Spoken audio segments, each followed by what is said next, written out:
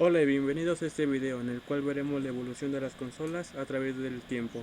Sin más por el momento, vamos allá. Tal vez no muchos se acuerden de este sistema, pero Magnavox Odyssey fue quien inició la explosión de las consolas caseras. Se convirtió en el primer sistema en traernos los juegos desde el arcade hasta la comodidad de sus hogares.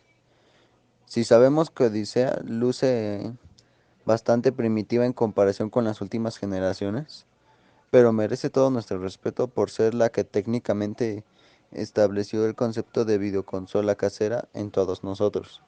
Como dato extra, esta consola fue diseñada por el señor Ralph Baer, quien comúnmente es considerado el padre de los videojuegos.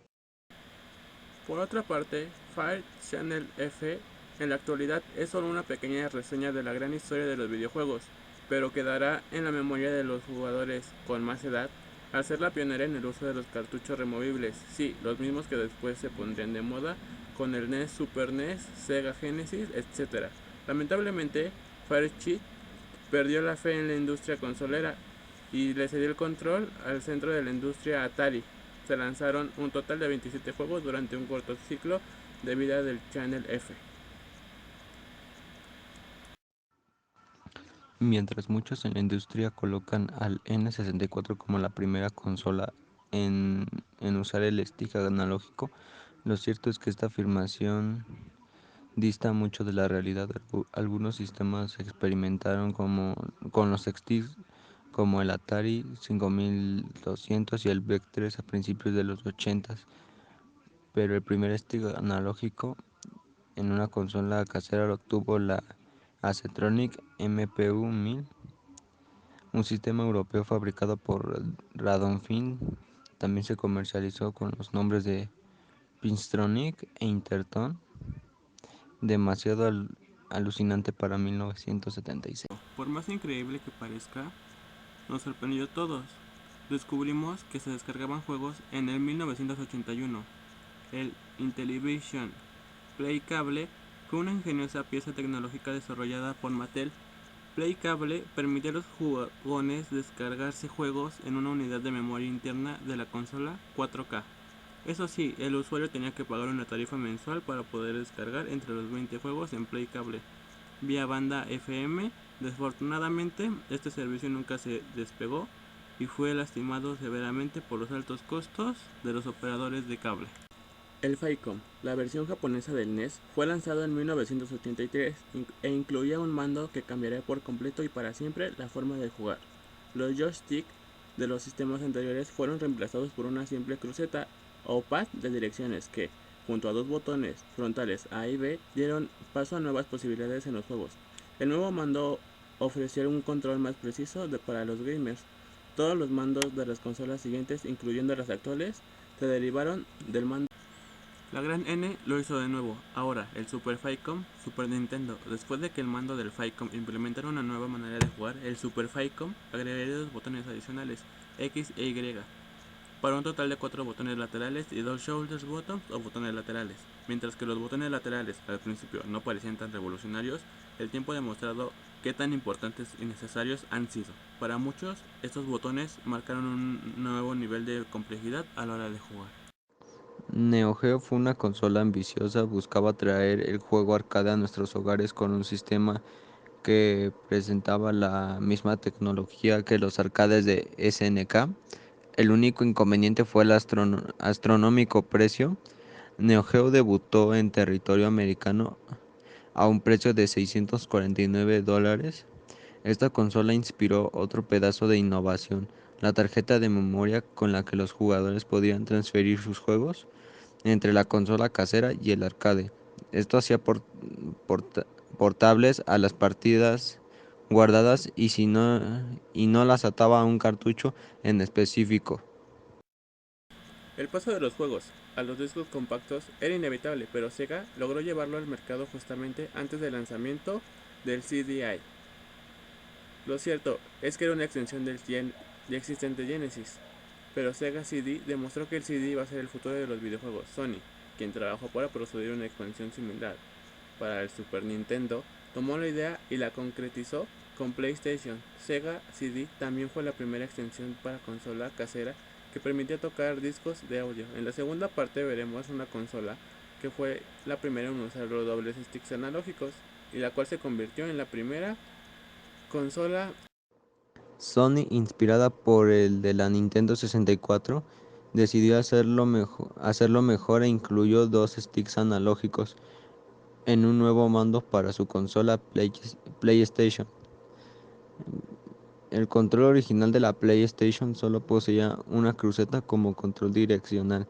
Con este genial movimiento, Sony le abrió al jugador un mundo de posibilidades a la hora de jugar. Ahora el usuario podía mover el personaje y ajustar la cámara al mismo tiempo.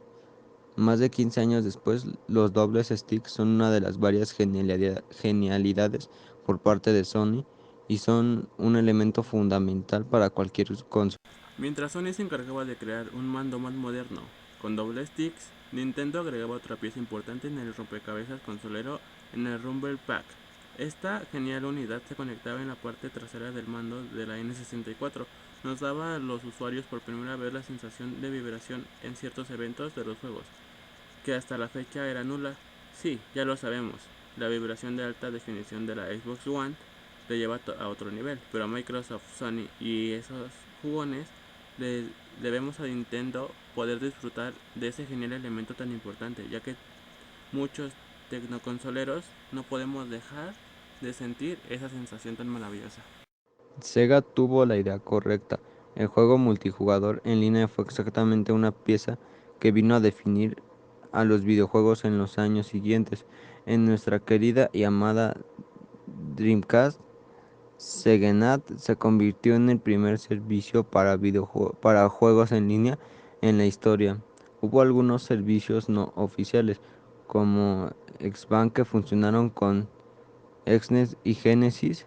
La Dreamcast también fue la primera consola equipada con un módem. Muchos aún recuerdan esas emocionantes partidas de Fantasy Star Online o el genial Quake. Desafortunadamente la consola no duró lo suficiente, dejando a Sony y a Microsoft con esta grandiosa idea que luego implementaran mejores resultados. Todos sabemos que las consolas de hoy en día no solamente son para jugar, varias consolas son consideradas verdaderas máquinas multimedia. Podemos ver Netflix, Hulu, entre otros servicios. Sony, que siempre ha tenido sus raíces en la industria del entretenimiento, dota su PlayStation 2 con la capacidad de reproducir discos DVD, lo cual se convirtió en una revolución para la época, aunque técnicamente ya estamos pasando la etapa de los DVDs. Este fue definitivamente un paso importante y revolucionario en cuanto a la evolución de las consolas se trata.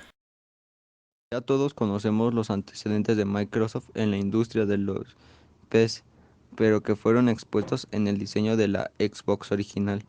La primogénita de Microsoft se convirtió en la primera consola casera en poseer un disco duro de fábrica, lo que daba al usuario una mayor capacidad para guardar partidas, juego en línea o descargar contenido extra. Hoy en día sería muy difícil pensar en alguna consola que no posea capacidad de almacenamiento interno. Una buena jugada de los chicos de Redmond. Muchos asocian a Microsoft y su Kinect como los primeros en controlar con cámara, cuando el verdadero innovador en esa área lo es precisamente su más acérrimo competidor, Sony. Concebido por Richard Marx, la cámara A-Toy fue la imparable PlayStation 2. Fue un periférico que permitía para los jugones competir en pequeños pero divertidos minijuegos, moviendo los brazos y el torso. Para muchos, el A-Toy nunca se convirtió en algo más que una interesante expansión para las PC, pero otros también dicen lo mismo acerca del Kinect. Definitivamente Wii será recordada por convertirse en todo un fenómeno a gran escala. Esto en su mayor parte se debe al Wii Remote, el cual usaba un sensor infrarrojo y un acelerómetro para simular los movimientos, lo que volvió a la consola de Nintendo muy accesible para personas de todas las edades. Muchas de ellas nunca habían experimentado con videojuegos. Sin el éxito de Wii, Sony nunca hubiese creado otra versión del iToy o su PlayStation Move. También podríamos decir que Kinect existe como un esfuerzo de emular el éxito de la Wii. Bueno amigos, espero esto le haya gustado. Esta fue una pequeña parte, una primera parte, porque próximamente en futuros videos hablaremos sobre las demás consolas. Como vieron, esto fue la primera generación de consolas y su primera evolución como tal. Así que comenten aquí abajo qué quieren, de otras temáticas para el canal o qué consola les gustaría que habláramos o exploremos más sobre su historia. Sin más por el momento, muchas gracias. Hasta la próxima.